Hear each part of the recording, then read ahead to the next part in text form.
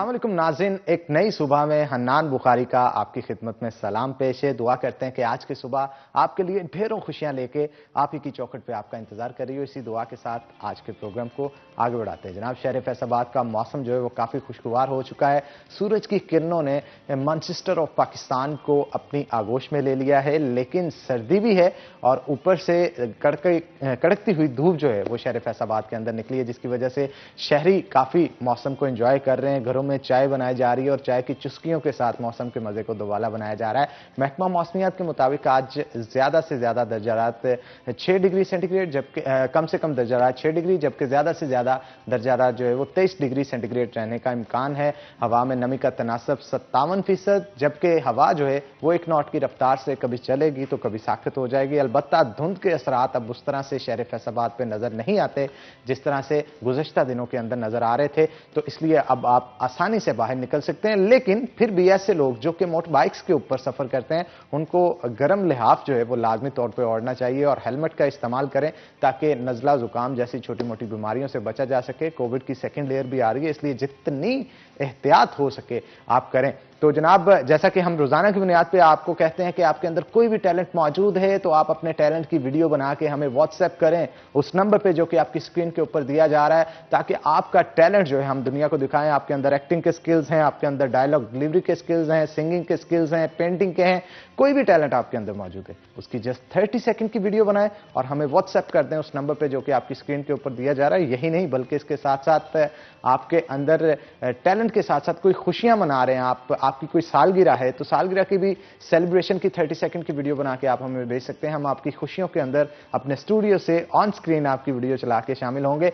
तो आगे बढ़ते हैं जनाब, आज की वीडियो आपको दिखाते हैं। कुछ बच्चों ने हमें वीडियो जो है अपनी भेजी है एक्टिंग की, और इसके साथ साथ एक खातून है जिनको होस्टिंग का बहुत शौक है, उनकी वीडियो भी आपको दिखाते हैं। आइए जी जनाब, ये थी आज की वीडियोस जो कि हमें सेंड की गई थी। आपने देखा कि बच्चों ने बड़ी जबरदस्त एक्टिंग की और इसके साथ साथ होस्टिंग के स्किल्स जो हैं वो मोहतरमा में बहुत अच्छे थे।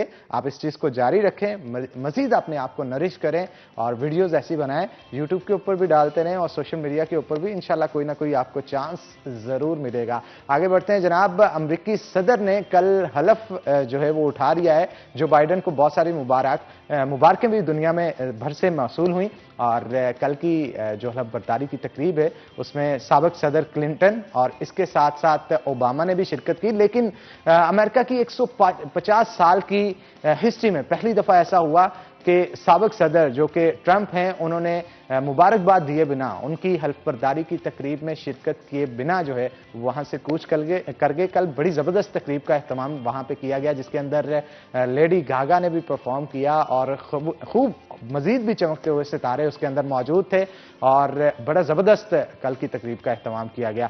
और आगे बढ़ते हैं जनाब, शहर फैसलाबाद की बात करें तो शहर फैसलाबाद के अंदर कोविड की सेकेंड लेयर जो है उसका वार बहुत तेजी से जारी है और लोग जो हैं एहतियात करते हुए नजर नहीं आते। अब लोगों के अंदर पता नहीं उस तरह से डर मौजूद नहीं है जिस तरह से कोविड के हवाले से होना चाहिए, और ना ही एसओपीज के ऊपर ख्याल जो है वो किया जा रहा है।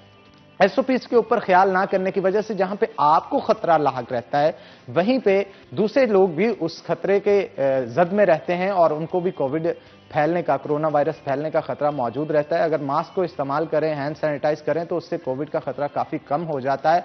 आज हम बात करेंगे इसी मौजू के ऊपर। हमारे साथ जो मेहमान होंगे उनका नाम मैं आपको बताता चलूं। खुर्रम परवेज साहब हमारे साथ मौजूद होंगे जो कि एडीसी जी हैं। उनसे गुफ्तगू करेंगे और पूछेंगे कि कोविड के हवाले से शहर फैसलाबाद के अंदर इंतजामात जो हैं वो किस तरह के जा रहे हैं, लोगों को किस तरह से अवेयरनेस दी जा रही है कि इस कोरोना वायरस से किस तरह से बचा जा सके। जो रिसेंट केसेस हैं उनके हवाले से भी डिस्कस करेंगे। वेलकम करते हैं पहले तो आपको शो के अंदर। जनाब, क्या कहेंगे, इंतजामिया की जानब से क्या एक्टिविटीज परफॉर्म की जा रही है, किस तरह से कोविड को रोकने की स्ट्रेटेजी बनाई जा रही है? अगर जंग बाजार की बात करें या घंटाघर के 8 बाजारों की, वहां पे एसओपीज को फॉलो नहीं किया जा रहा, क्या स्ट्रेटेजी होगी आने वाले दिनों में? देखिए जी, सबसे पहले तो ये है कि जी गवर्नमेंट की टू प्रोंग्ड स्ट्रेटजी होती है। एक तो ये है कि इसके अंदर के हम लोगों कहते हैं कि जी आप मास्क पहने, सोशल डिस्टेंसिंग इख्तियार करें, फिर ऐसे मजमे ना लगाए जाएं या ऐसे जो है इवेंट्स ना किए जाएं जिनमें सोशल डिस्टेंसेस बरकरार ना रखी जा सके या मास्क पहनना मुश्किल हो या 100-150 से ज़्यादा लोग हों वहाँ पे सोशल डिस्टेंसिंग बगैर, फिर हम जो है एनओसी लोगों को जब देते हैं इवेंट्स का, वो देखभाल के देते हैं कि ऐसा ना हो कि मजमा लग जाए और कोरोना से फैलने का खतरा हो, या एसओपी फॉलो ना हो सके। और दूसरी चीज़ है, सेकंड जो स्ट्रेटजी होती है कि अस्पतालों में बेड्स की सहूलतें हों, वहाँ पे ऑक्सीजन की सहूलत हो।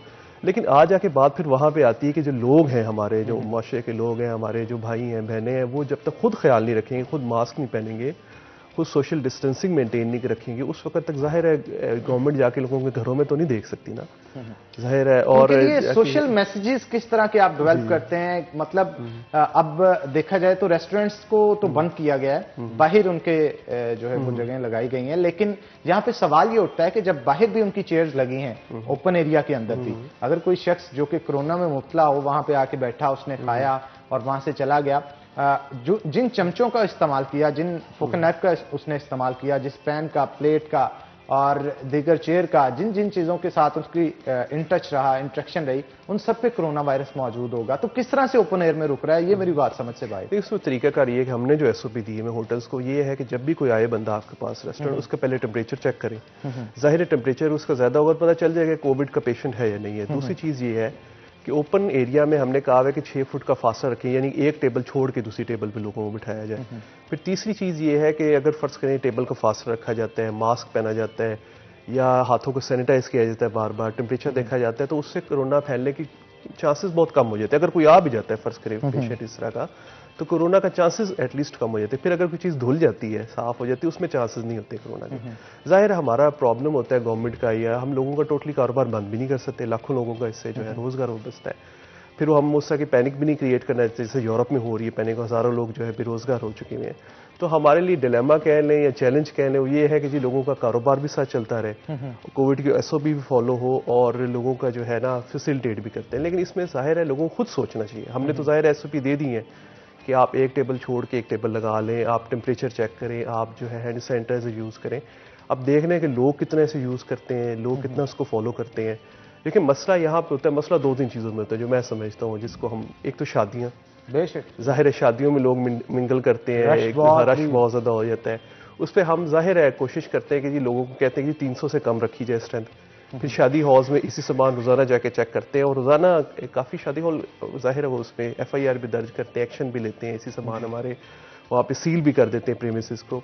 लेकिन ये है कि गवर्नमेंट अपनी जगह सख्ती तो करती है, मतलब करनी भी चाहिए, लेकिन जाहिर है हम एक हद से ज़्यादा नहीं कर सकते इस चीज़, लोगों को समझना चाहिए, क्योंकि लोगों की जाहिर है खुशी का एक दिन होता है। गवर्नमेंट भी सोचती है कि जी लोगों को चलो खुशी मनाने दे। जाहिर है ये कहा गया था कि शादी हॉल्स में जाते हुए खवातीन जो हैं वो मास्क का इस्तेमाल जरूर करें। उस पर तो इतनी खवातीन ने सोशल मीडिया के ऊपर तनकीद की, उनका कहना था कि हम फोटोज कैसे खिंचवाएंगे, लाख लाख रुपए का मेकअप करके वहां पे जाना होता है, अगर हम अपना चेहरा ही नहीं दिखाएंगे तो फिर क्या फायदा शादी में जाने का, फोटो सेशन ही नहीं करवा पाएंगे। अल्लाह करे जिंदगी रहे तो इंसान आगे भी शादियों पे जाता रहता है। कोरोना तो खत्म हो जाए ना, कोरोना खत्म हो जाए तो ये बाकी काम जो है वो चलते रहेंगे। वैसे आप डिप्टी कमिश्नर भी रहे हैं खपलू के अंदर भी, और वहां पे भी कोविड के केसेस थे, वहां पे क्या सिचुएशन है? मैं जी DC स्कर्दू था जब कोरोना आया, तो वहाँ पे क्योंकि सर्दियों का मौसम अभी खत्म हुआ था, गर्मियाँ स्टार्ट हुई थी, फरवरी मार्च की बात है, और काफ़ी लोग ईरान से आ रहे थे। उस वक्त आपको याद होगा कि ईरान से इन्फ्लक्स काफ़ी आया था। वहाँ पे स्कर्दू में ये है कि बहुत से हमारे स्कर्दू के भाई और बहन जाते हैं सर्दियों में ईरान, जाते हैं ज़ियारतों पे। अच्छा, ईरान से हमारे पास तकरीबन 3,500-4 हज़ार लोग आए। हमने कोरोना से बचने के लिए, कोरोना को फैलने से रोकने के लिए एक स्ट्रेटजी की, जो कि शायद पूरे पंजाब में, पाकिस्तान में बाद में आई। उसमें यह था कि जो भी बंदा ईरान से आता था उसको पहले बॉर्डर पर रोका जाता था गवर्नमेंट ऑफ पाकिस्तान की तरफ से, 14 दिन वहाँ पे रोकते थे। उसके बाद फिर जब हमारे पास आते थे, हमने तमाम होटल्स में क्वारंटाइन किया उन्हें, और फिर उन्हें अपनी तरफ से गवर्नमेंट उनको फूड देती थी, बाकी भी सारी फैसिलिटीज देती थी। फिर बाहर है उनका बाद में कोरोना टेस्ट कराया गया। फिर उनमें से जिन लोगों का कोरोना टेस्ट पॉजिटिव आता था उन लोगों को आइसोलेट किया जाता था और बाकी लोगों को क्वारंटाइन सेंटर्स में रखा जाता था। रेशो क्या था वहाँ पे कोविड के केसेस? शुरू में कोविड के केसेस का तकरीबन 20 से 30% रेशो था। 30%, सरप्राइजिंगली काफी हाई, बहुत बड़ा रेशो है। और एसिम्प्टोमेटिक थे सारे, एसिम्प्टोमेटिक, बिल्कुल एसिम्प्टोमेटिक थे, और रेशो काफी ज्यादा था। मतलब हमें लगता था, हमारे साथ भी बैठे होते जाहिर हम उन्हें रिसीव करते थे, और अब उनको तो लगता है एसिम्प्टोमेटिक जो होते हैं उनमें तो लगता है कि इनमें कोई सिम्टम्स ही नहीं है, और ना तो खांसी आ रही होती है, ना नजला जुकाम होता है, तो किस तरह से बंदा जज करे कि यार। अब यही सवाल मैं यहाँ पे करना चाह रहा हूँ, बहुत सारे पेशेंट्स ऐसे भी तो होंगे जो एसिम्प्टोमेटिक होंगे और जाके रेस्टोरेंट्स के अंदर खाना खा रहे हैं, उससे भी फैलने का खतरा होगा। मेरा ख्याल है हमारे पास फिर वसाइल उतने नहीं है कि हम हर चीज को बंद करके जो है वो अपने शहर को चला सकें। पॉसिबिलिटी नहीं है ना कि हर चीज़ को बंद कर दें। ठीक है, एसओपी फॉलो करने और आपने चलना है। फिर ये कोरोना ऐसा नहीं कि 2-4 दिन में खत्म हो जाए, 4 महीनों में खत्म हो जाए, ये तो अब चलनी है चीज़। ये मेरा देखिए वो अब हमारे वैक्सीन भी लगेगी तो जाहिर उसका साल का होगा, साल के लिए इफेक्टिव होगी या 1.5 साल के लिए इफेक्टिव होगी। तो अब अभी जाहिर वैक्सीन है आ भी गई है ना, जी, इसके बावजूद भी दुनिया में इस वक्त जो इशू चल रहा है, एक दो चीजों का इशू चल रहा है। एक तो उसके ट्रायल जो है वो चेक किए जा रहे हैं कि ये आया ठीक भी है या नहीं। दूसरी चीज ये कि इसकी मैस प्रोडक्शन, कोविड की वैक्सीन बन भी गई है लेकिन इतनी पॉपुलेशन को आपने लगानी है, उसके लिए मैस प्रोडक्शन करना, फिर लोगों के घरों तक जाके उसको लगाना, ये बहुत बड़ा चैलेंज है ऑल ओवर द वर्ल्ड, तमाम मुल्कों के लिए। हम ये नहीं कहेंगे सिर्फ और सिर्फ पाकिस्तान के लिए, ये जो तरक्की याफ्ता ममालिक हैं जिनमें अमेरिका, चाइना और दीगर कंट्रीज आती हैं, उनको भी इस हवाले से बहुत सारी मुश्किलात का सामना रहेगा। और अभी 12 लाख वैक्सीन जो है वो पाकिस्तान में इंपोर्ट की गई है, जिसमें 5% पॉपुलेशन को सिर्फ और सिर्फ लगाई जाएगी। उसमें हमारे जो सिटी न्यूज नेटवर्क के बहुत सारे एम्प्लॉयज हैं उनको भी कोविड की वैक्सीन लगाएगी और अल्हम्दुलिल्लाह उनके अंदर एंटीबॉडीज जो हैं वो जनरेट होना शुरू हो गई हैं। तो ये एक बहुत बड़ा चैलेंज है, लेकिन दूसरी जानब तब तक थोड़ा सब्र कर लेना चाहिए। 6 महीने तक, साल तक लोग अगर एसओपीज को फॉलो करें तो मेरा ख्याल है इस हर्ड इम्यूनिटी की तरफ जो जा रहे हैं वो दूसरी इम्यूनिटी वैक्सीन के जरिए ही हासिल कर लें, क्योंकि हर्ड इम्यूनिटी में ये भी चांसेस होते हैं कि आपके अंदर अगर डोमिनेंस शो कर दे वो वायरस तो वो लिथल हो सकता है, आपके लिए जानलेवा साबित हो सकता है।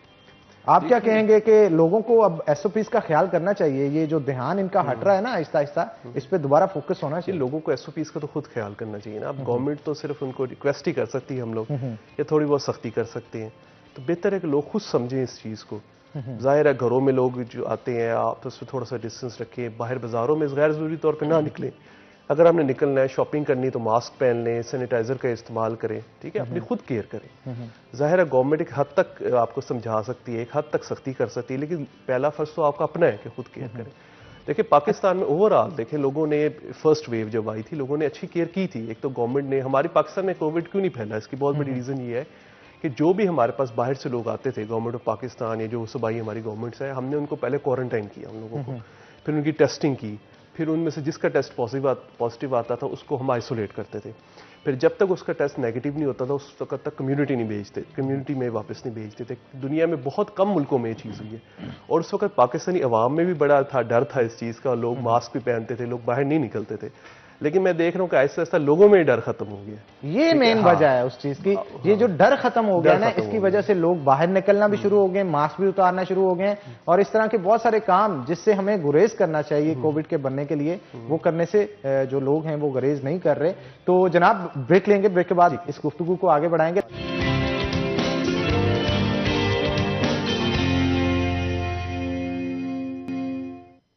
वेलकम बैक नाज़रीन, ब्रेक के बाद खुश आमदीद। हमारे साथ खुरम परवेज मौजूद हैं, मजीद गुफ्तगू उनके साथ करेंगे। इनके हवाले से थोड़ा सा बता दूं, बड़ी कॉम्पिटेंट पर्सनैलिटी हैं, इंजीनियर भी हैं, लेक्चरर भी रहे हैं और मल्टीटास्किंग पर्सनैलिटी हैं, बहुत सारे काम एक ही वक्त में कर लेते हैं। और यही नहीं बल्कि इनके अंदर एक आर्टिस्ट भी छुपा हुआ है, उस हवाले से भी गुफ्तगू करेंगे। लेकिन उस हवाले से गुफ्तगू करने से पहले मैं फेडमिक के हवाले से लाजमी तौर पर जानना चाहता हूँ कि ये जो सीपैक कॉरिडोर है हमारे पाकिस्तान के लिए कितना मुफीद साबित होगा? आप चाइना भी गए हैं, वहां पे भी आपने इंटरेक्शन पब्लिक के साथ भी हुई, गवर्नमेंट के साथ भी।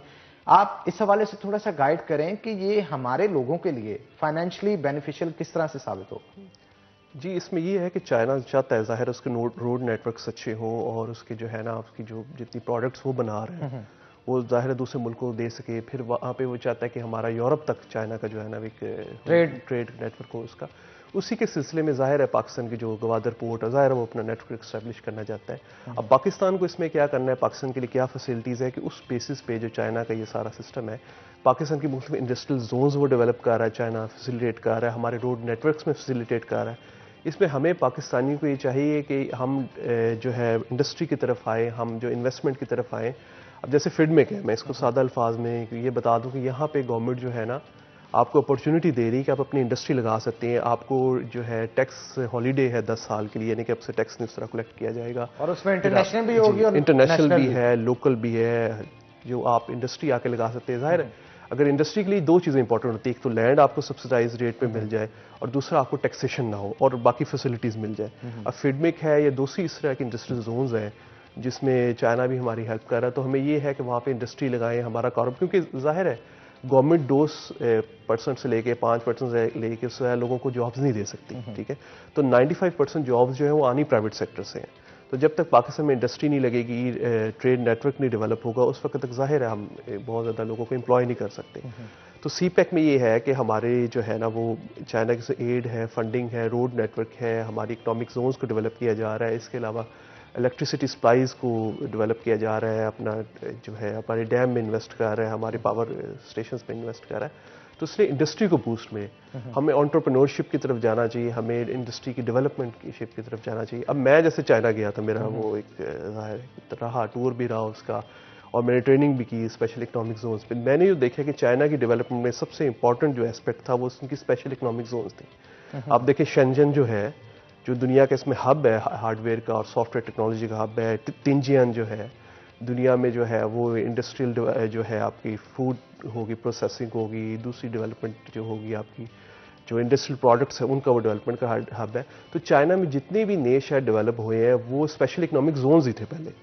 अच्छा, एक और चीज मैंने चाइनीज लोगों के अंदर बहुत ऑब्जर्व किया, इंटरनेशनल कॉन्फ्रेंसेस भी होती थी, अक्सर औकात उनके साथ मुलाकातें भी हुई, वो अपने किसी भी चीज को लेके फोकस्ड बहुत होते हैं, डिटरमिन्ड होते हैं। मतलब जो उन्होंने करना है उस हवाले से ये नहीं सोचते कि इसके फायदे नुकसान क्या होंगे, जो सोच लिया है करना है तो वो बस करना है। अब जैसे इवन यहाँ पे पिछले दिनों व्हाट्सएप प्राइवेसी के हवाले से इतनी गुफ्तगू जो है वो हर जुबान ज़द-ए-आम थी और हर शख्स कह रहा था ये ठीक नहीं किया जा रहा है, ये हो रहा है, वो हो रहा है। अब चाइना को पता था कि टेक्नोलॉजी की दुनिया में आगे जाके ये मसाइल सामना करना पड़ सकता है, तो उन्होंने वी चैट का तस्वर वहां पे दिया और सभी लोग वही यूज करते हैं, बाकी व्हाट्सएप और ऐसी चीजों का तस्वर ही नहीं है वहां पे। इस तरह की चीजों को लेके वो बड़ा फोकस्ड होते हैं जिसमें अपनी मैशियत को मजबूत कर सकें। और इसी तरह की मोबाइल कंपनीज की भी अगर बात की जाए, वो भी उन्होंने इसी तरह लॉन्च किए और गूगल से और दीगर जो प्ले स्टोर से बहुत सारी मोबाइल कंपनीज के इशू भी बने। तो उन्होंने ये नहीं कहा कि उनकी मिन्नतें नहीं की कि आप हमें वापस दें या अपनी सर्विसेज हमें प्रोवाइड करें, उन्होंने खुद से रास्ता निकाला। हमें भी कुछ इस तरह का होना चाहिए ताकि अपने मुल्क की तरक्की का सबब बन सके। देखिए जी, चाइना में उनकी दुनिया ही अलग है। जैसे मैंने देखा वहाँ पे वी चैट है, व्हाट्सएप नहीं होता, टेलीग्राम नहीं होता, उन्होंने सारे सॉफ्टवेयर अपने डेवलप किए हैं। उसमें उनको फायदा ये होता है कि उनकी एक लैंग्वेज में है, फिर उनको जो है सिक्योरिटी ये नहीं होता कि हमारा जो डाटा है कि किसी दूसरे मुल्क के पास चला जाएगा, ये दूसरी किसी एजेंसी के पास या बॉडी के पास चला जाएगा। तो ये बड़ा अच्छा सेटअप है। उसमें जाहिर है उधर भी जो है क्योंकि उनके लैंग्वेज बैरियर भी होता है, जाहिर है गूगल शूगल नहीं होता, उसमें उनके सिक्योरिटी के भी एस्पेक्ट्स हैं। तो एक अच्छा किया उन्होंने अपना सारा सॉफ्टवेयर प्लेटफॉर्म अपना बनाया हुआ है कि ये ना हो कि कल को कुछ जो दूसरी कंट्रीज है उनके को बैन लगा दे, जैसे अमेरिका के साथ उनका इश्यू हुआ। तो उनके लिए उन्होंने पहले से ही अपने माइंडसेट को या सॉफ्टवेयर कंपनीज को, सिस्टम्स को पहले से ही तैयार किया हुआ था। अब जैसे हावे का जो है अमेरिका के साथ इशू हुआ, उन्होंने जो है गूगल उसके प्ले स्टोर पे पाबंदी लगा दी, लेकिन हावे ने अपना प्ले स्टोर बनाया हुआ है। ज़ाहिर है गूगल ऐप अगर आपने एंड्रॉइड ऐप्स करनी है डाउनलोड तो हावे अपने प्ले स्टोर से भी कर सकता है। वैसे हार नहीं मानते, जो नहीं हार नहीं मानते, फोकस है। जैसे उन्होंने सोचा कि हमने डेवलपमेंट करनी है 1978 में, उन्होंने स्पेशल इकोनॉमिक जोन्स का कॉन्सेप्ट लेके आए। उसके बाद वो इतने फोकस हुए स्पेशल इकोनॉमिक जोन्स पे कि सैकड़ों स्पेशल इकोनॉमिक जोन्स बनाई गई, वहाँ पे इंडस्ट्री लगाई गई, लाखों करोड़ों लोगों को जॉब्स दी गई और वहाँ से बड़े शहरों का वहाँ पे कॉन्सेप्ट आया। वरना 1978 से पहले का देखे तो रूरल एरिया था, बिल्कुल गाँव था, और शायद मेरे ख्याल में भी 70s का पाकिस्तान ज़्यादा डेवलप्ड हुआ है और बहुत कम वक्त में उन्होंने बड़ी तेजी से तरक्की की है। पिछले 20-30 साल में बहुत तरक्की की उन्होंने। अच्छा खुरम, क्या कहेंगे आप, जब इस फील्ड में आप नहीं आए थे एज ऑफिसर बनने का ख्याल किस तरह से आया, किस तरह से, मतलब बहुत सारी मल्टीनेशनल कंपनीज में भी आपने जॉब की है, अचानक इस तरफ शिफ्ट होना, क्या ख्याल आया, किस तरह से तैयारी की, क्या जर्नी थी आपकी? देखिए जी, सबसे पहले जब 2008 में मैं प्रोफेशनल फील्ड में इंजीनियर था, इलेक्ट्रिकल इंजीनियर था मैं, उसमें इस बूम था टेलीकम्युनिकेशन का बहुत ज़्यादा। पहले मोबिलिंग में जॉब ऑफर हुई मुझे, मोबिलिंग मैंने जॉब की, फिर यू फोन में की, फिर मैंने लेक्चरशिप की। शुरू से शौक था कि मैं कुछ पब्लिक सर्विस डिलीवरी के लिए कुछ करूं, लोगों के लिए कुछ करूं।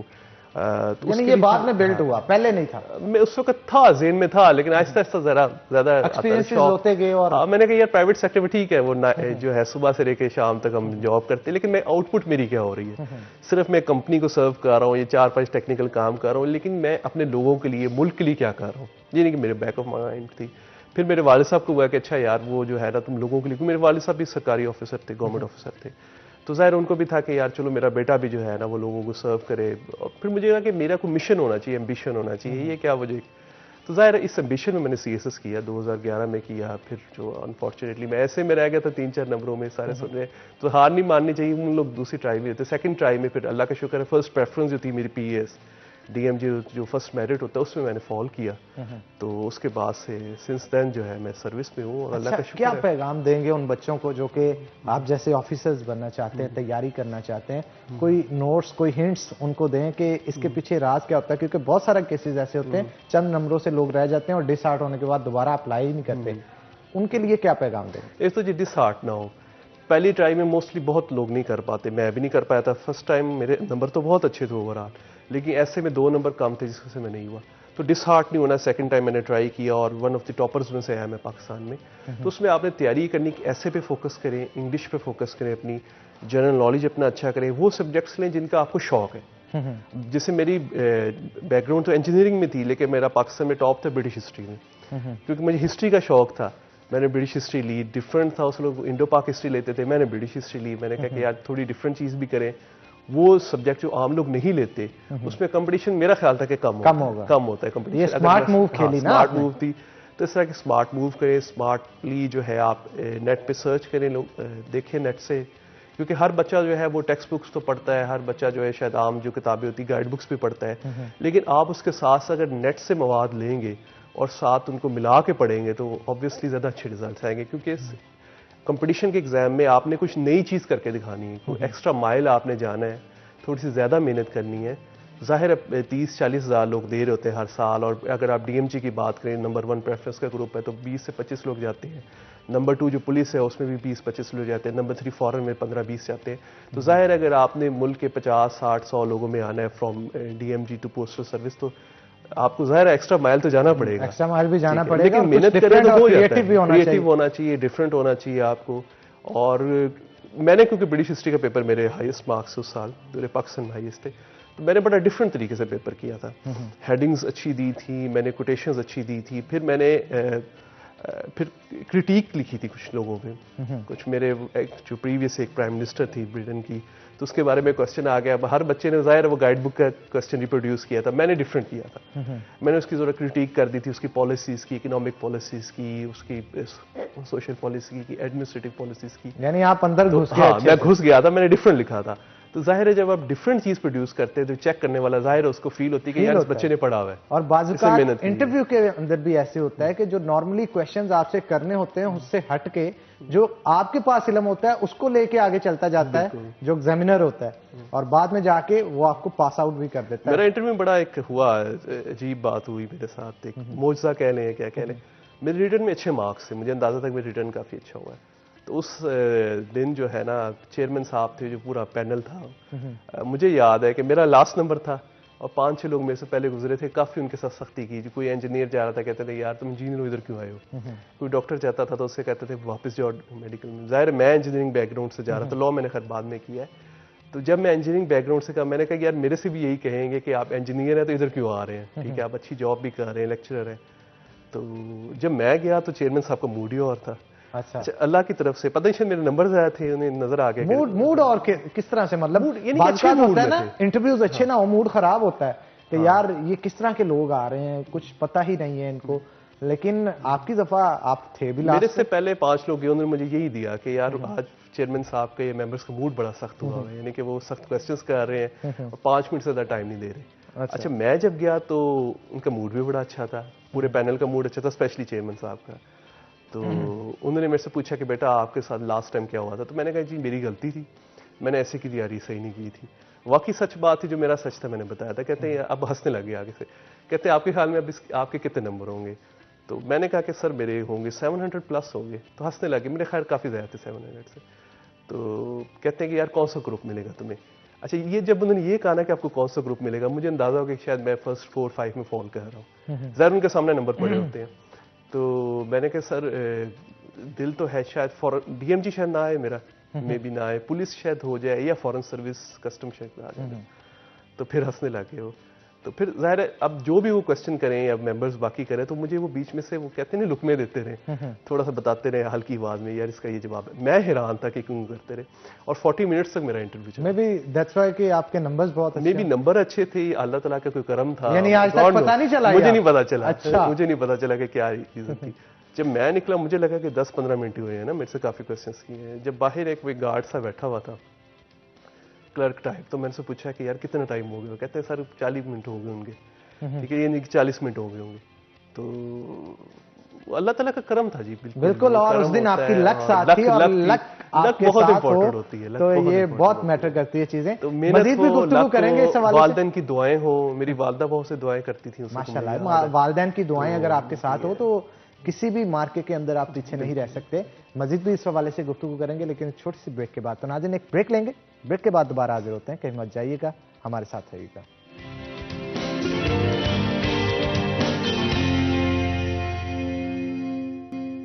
वेलकम बैक नाज़रीन, ब्रेक के बाद खुशामदीद। हमारे साथ खुरम मौजूद हैं जो कि एडीसीजी हैं, उनसे मजीद गुफ्तगू करेंगे। खुरम, आपकी गिलगित बल्तिस्तान में भी पोस्टिंग रही, ट्राइबल एरियाज में भी रही, और मेरे सुनने में आया कि तालिबान के साथ झड़पें भी आपकी कोई हुई थी। वो क्या चक्कर था, वो किस्सा सुनाए ना हमें। जी, मैं इसी बटखेला था, मैं ट्राइबल एरिया में था, तो जाहिर है कुछ कम करते थे, उसके इश्यूज चल रहे थे बैक इन 2016-17। तो कुछ इश्यूज हुए, फिर मेरे पे अटैक भी हुआ, लेकिन अल्लाह का शुक्र है मैं बच गया उसमें से। कोई इस वक्त मुझे इन्फॉर्म पहले हो चुका हुआ था। अच्छा। इन्फॉर्मेशन आ चुकी हुई थी। फिर डेथ थ्रेट्स आते रहते थे, लेकिन अल्लाह का शुक्र है बड़ा अच्छा टाइम गुजरा। अब तो बुरअमन एरिया है, मालाकंड जो है पूरा, आर्मी ऑपरेशंस उसको चल रहे थे। हमारी पाक फौज को इस हवाले से सलाम है, उन्होंने बड़ी कुर्बानियां भी दी और मेहनत भी की उन्होंने, और वो मेहनत रायगा नहीं गई, अमन कायम करके छोड़ा उन्होंने पाकिस्तान के अंदर। जो भी ऐसे अनासर थे जो कि हमारे मुल्क के अंदर इंतशार फैला रहे थे, उन्होंने उसको जड़ों से उखाड़ के। नहीं जी, बड़ा केपीके के अवाम ने भी बड़ी मुश्किल देखी है। अब पाकिस्तान आर्मी ने बहुत अच्छी कार्रवाई की उस वक्त जो हालात थे स्वात के अंदर। फिर अगर आप मालाकंड कभी जाएं तो वहाँ पे दीवारों पे तस्वीरें शहदा की बनी, लेवीज के सैकड़ों लोग शहीद हुए वहाँ पे, आर्मी की सैकड़ों शहादतें हैं वहाँ पे, बल्कि दिल खून के आंसू होता है अगर आप मालाकंड टॉप से नीचे जाए ना। जिस तरह के यंग लोग घरों में बैठे होते हैं, वो लोग कितनी कुर्बानियां दे के इस मुल्क के अमन को कायम रखते हैं, हमें तो इल्म भी नहीं होता। बिल्कुल यंग लोग, और जाहिर उनके घरों का, जाहिर वालदैन होंगे, उनके बच्चे होंगे, उनकी फैमिलीज होंगी, और यंग लोग बिल्कुल आर्मी के, लेवीज के, पुलिस के जवान जो है जिससे शहीद हुए। लेकिन जितनी बड़ी उन्होंने कुर्बानी दी, आज हम अमन से बैठे हुए तो उन्हीं लोगों की वजह से बैठे हुए जी। हमें बिल्कुल ऑनर करना चाहिए इसकी। अच्छा, आपके अंदर एक आर्टिस्ट भी है, डिजाइनर भी हैं आप, किस तरह की डिजाइनिंग करते हैं उस हवाले से भी बताएं। मैं जी एम्बेडेड डिजाइनर हूँ, मैं सॉफ्टवेयर डिजाइनर हूँ। मैं बिल्कुल मशीन्स डिजाइन करता हूँ। 3D स्कैन प्रिंटर रखा है मैंने। जैसे रिसेंटली मैंने ऐसी डिवाइस बनाई थी जो किसी कमरे में अगर ऑक्सीजन लेवल कम हो जाए तो खुद ब खुद हीटर को ऑफ कर देती है। अरे क्या बात है, यानी आप एक इनोवेटिव पर्सनैलिटी हैं जनाब, क्रिएटिव शख्स हैं आप, और क्रिएटिव लोग जो हैं वो बड़े कीमती होते हैं। तो 3D प्रिंटर के जरिए आप ऐसी चीजें, ये तो बड़ी जदीद टेक्नोलॉजी है जिसका आप इस्तेमाल कर रहे हैं, और मेरे ख्याल पाकिस्तान में इसका इतना कॉन्सेप्ट नहीं है। और 3D प्रिंटर अगर यूज भी किया जा रहा है तो वो और मकासद के लिए किया जा रहा है, इनोवेटिव चीजें बनाने के लिए नहीं किया जा रहा। तो मेरा ख्याल है ये सर्विसेज आप जो प्रोवाइड कर रहे हैं हमारी आवाम को, ये लाजमी करें, लेकिन अपनी ये क्रिएटिविटी बिल्कुल भी मत छोड़िएगा। जो भी चीज आप बनाते हैं आप लाजमी तौर पे उसे मेंशन किया करें, मीडिया पे लाया करें, या उसके लिए 2-4 चीजें बनी कोई नुमाइश का इस्तेमाल कर लिया करें। आपके लिए तो ये आसान भी है, तो इससे बहुत बेनिफिशियल हो सकता है। आप कोई ऐसी चीज बना लेते हैं जो किसी ने ना बनाई और बाद में वो पेटेंट करवा लें, तो मेरा ख्याल है उम्र भर की वो भी कमाई भी होती है। तो आपको इस तरह के मजीद इनोवेटिव आइडियाज पे काम कर रहे हैं? बिल्कुल, मैं जी करता रहता हूँ, शौक है। टाइम ऐसे कम ही मिलता है, लेकिन जब भी टाइम मिले तो मेरी कोशिश यही होती है कि मैं सॉफ्टवेयर डेवलप करूँ या कोई हार्डवेयर मशीन बना लूँ, इस तरह की कोई डिफरेंट चीज़ करूँ मैं। तो शौक है जी मेरा, लेकिन जाहिर है जॉब के साथ साथ चलता रहे, लेकिन दिन में कोई आधा घंटे से टाइम नहीं मिलता है। बिल्कुल, आपकी जॉब इतनी मसरूफ होती है, रोजाना की बुनियाद पे 100-200 लोगों को डील करना, फिर मल्टीटास्किंग होना पड़ता है बंदे को, महकमा हेल्थ को और बहुत सारे और मामला को आप एक ही वक्त में बहुत सारे डिपार्टमेंट्स को देख रहे होते हैं। उसके लिए बंदे को मल्टीटास्किंग होना पड़ती है, और हर पर्सनैलिटी ऐसी नहीं होती कि तमाम चीज़ों को बैक वक्त संभाल सके। तो आगे बढ़ते हैं जनाब। मैं आपसे कोई एक लफ्ज़ पूछूंगा, उस लफ्ज़ को सुनते ही आपके माइंड में जो भी आए आप उसे एलैबोरेट कीजिएगा। स्टार्ट करें जनाब। चलिए जी। शहर फैसलाबाद। इंडस्ट्री है जी बहुत अच्छी, लोग अच्छे हैं, और अपना कारोबार है अच्छा है। मनपसंद खाना? खाना जी सारे ही अच्छे हैं, मैं जो भी अच्छा बनाऊंगा। स्पेशल होता है ना? शादी होगी आपकी? हाँ जी बिल्कुल है। भाभी के छोटी हाथ बेटी का है। क्या बना हुआ आपको सबसे अच्छा? और कुछ भी हो जी, अपना पाकिस्तानी भी खा लेते हैं, जो खास डर से तो नहीं कह रहे कि यार मैं कुछ गलत कोई ऐसी कहूंगा तो चीज़ उन्हें? नहीं। कुछ भी, अपना बिरयानी भी ठीक लगती है, जो बिरयानी। भी चीज हो। मतलब मैं कोई इतना पर्टिकुलर नहीं हूँ खाने के फूड मामले लवर में। नहीं है आप? फूड लवर हूँ, लेकिन कुछ भी खा लेता हूँ जो अच्छा बना हो, बस लेकिन अच्छा बना होना जो चाहिए। फूड लवर होता है उसकी स्पेशलिटीज भी होती है ना यार, फलां चीज जो है ना वो बड़ी यमी है, चाहे वहां पे जाके खानी पड़े वो खाता जरूर है। पाकिस्तानी खानों में बिरयानी समझ लें, बिरयानी बिल्कुल, आप लाइक बिल्कुल करते हैं, ठीक है जी। बिरयानी। मनपसंद सिंगर? सिंगर भी कोई जी शायद इतना को सोचा नहीं कि भी मनपसंद सिंगर कभी तन्हाई में या गाड़ी में जाते हुए जिसको लगा लेना, एक तो होता है ना कलेक्शन बहुत ज्यादा होती है, लेकिन स्पेसिफिकली कहीं पे आके रुक जाता है बंदा कि ये सुनूंगा, और बार बार भी सुने तो वो मजा फीका नहीं पड़ता उसका, कोई एक सिंगर? मैं बेसिकली ट्रांस पसंद करता हूँ। अरे Different पार्टी मेरा बॉय जो है। डिफरेंट तो ठीक है, मैं समझ गया। मेरा आगे जॉनरा नहीं थोड़ा गुफ्तगू- डिफरेंस है। आगे नहीं गुफ्तगू करूंगा इस पे, आगे चलते हैं जी। मनपसंद ड्रेसिंग क्या है? Dressing coat pant. ठीक है। ट्रैवलिंग? ट्रैवलिंग बहुत शौक है मुझे, फॉरेन कंट्रीज फिरने का बहुत शौक है, काफ़ी कंट्रीज फिर भी चुका हूँ मैं। टर्की गया हूँ, Cyprus, Saudi Arabia, Dubai, China, और भी काफ़ी था शौक, लेकिन ज़ाहिर है कोरोना आ गया, किसी जा नहीं सका, तो शौक मुझे बहुत डेस्टिनेशन कौन सी है, inside country and outside country? Inside country जी मुझे हुंजा बहुत पसंद है, मैं मुझे स्कर्दू बहुत पसंद है, ज़ाहिर है डीसी स्कर्दू में रहूँ मैं। केपीके बहुत खूबसूरत है स्वात। आउटसाइड कंट्री जी बहुत सी जगह हैं जो दिल चाहता है, मुझे चाइना बहुत अच्छा लगा, रिसेंटली में गया। अब दिल है कि यूएस का विजिट हो जाए, या यूरोप ज़ाहिर है देखने का दिल चाहता है। ठीक है जनाब। फेवरेट सियासी शख्सियत? सियासी शख्सियत जी, लोग जिसको पसंद करें सारे ठीक है जी। कोई इमरान खान साहब जी, प्राइम इमरान मिनिस्टर। खान साहब, ठीक है। पसंदीदा खेल? क्रिकेट। क्रिकेट पसंद है। और खेलते भी रहे हैं? हाँ जी बिल्कुल। प्रोफेशनली भी थोड़ा सा खेला है या जस्ट गली मोहल्ले की क्रिकेट में? गली मोहल्ले की खेली है, ठीक है। प्रोफेशनल इतना नहीं। अगर खुरम आप इंतजामिया में ना होते, एक ऑफिसर ना होते, तो क्या होते? अमेरिका में इंजीनियर होता। इंजीनियर? सिलिकॉन वैली और वो भी अमेरिका में होता। उसकी क्या खास बात? शौक था बस सिलिकॉन वैली जाने का। अमेरिका की क्या खास बात? बस वहां पे आपको अपॉर्चुनिटीज थी, अपॉर्चुनिटी सी, एक्सपोजर ज्यादा था। एक्सपोजर बहुत ज्यादा है। मेरी ज़ाहिर है कोई छोटी सी, वो मैं कोई कंपनी खोलता, कोई स्टार्टअप होता, मेरा दिल था, शौक था। आप ज़ाहिर है क्रिएटिव बंदा है, ना कुछ ना आता कुछ तो डिफरेंट तो क्रिएटिविटी सोचेगा ना। करता। हाँ, कोई ठीक है। मैं सिलिकॉन वैली में कंपनी दूसरी शादी का मौका मिले तो करेंगे? सोचा नहीं कभी। सोचा नहीं कभी इसमें, ठीक है। आगे जी हमारा एक रैपिड फायर क्वेश्चंस होते हैं, उसमें एक सवाल पूछा जाता है, कुछ ऑप्शन देते हैं, ऑप्शन में से आपको एक सिलेक्ट करना होगा। स्टार्ट करें जनाब। जी जी। कैंडल लाइट डिनर पे अगर आपको जाना हो तो इनमें से किसके साथ जाएंगे? माया अली, सना जावेद, सजल अली? माया। माया अली, उसकी क्या खास बात है? बस ठीक है, मैं कोई खास पर्टिकुलर नहीं हूँ, but she is better may be उन तीनों की निस्बत में बेहतर। ठीक है। मूवी में अगर हीरो आना पसंद करें तो इनमें से किसके साथ आएंगे? आयजा खान, मायरा खान, सबा कमर? इतना सोच क्यों रहे हैं? मैंने जाहिर किसी को देखा नहीं है ना सोचा। अच्छा, यानी शौक नहीं है। चले जी, शौक खास नहीं है, मतलब कोई एक नाम दे दें। आयजा खान शायद। आयजा खान के साथ। चले जी, बहुत शुक्रिया खुरम, आप आज के शो के अंदर आए। सवाल और भी बहुत ज्यादा थे लेकिन वक्त कम था, तो बहुत शुक्रिया आपका शो में आने के लिए। तो नाज़रीन, आपने रोड्स तो बहुत सारे, इंफ्रास्ट्रक्चर तो बहुत सारे देखे होंगे। आज हम आपको दुनिया के इंजीनियरिंग के शाहकार दिखाते हैं कि कौन से ऐसे रोड्स हैं जिन्हें देख के इंसान की अक्ल जो है वो दंग रह जाती है। आइए आपको एक छोटी सी डॉक्यूमेंट्री दिखाते हैं।